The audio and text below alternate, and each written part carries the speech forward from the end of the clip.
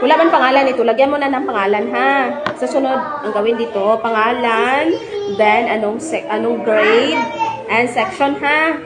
Okay. Very good.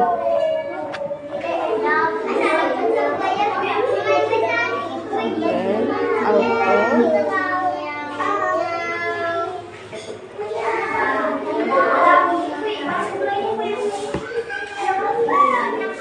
Okay, dapat ganito. Yan, ganyan, ha? Pwede ba natin yung pangalan? Pwede ba naman yung pangalan? Pwede rin naman kasi sa notebook naman ito. Wait lang. May pangalan na ng notebook, wala pa? Wala pa. So, dapat... Ano siling ni teacher? Butangan ni Dries ang pangalan?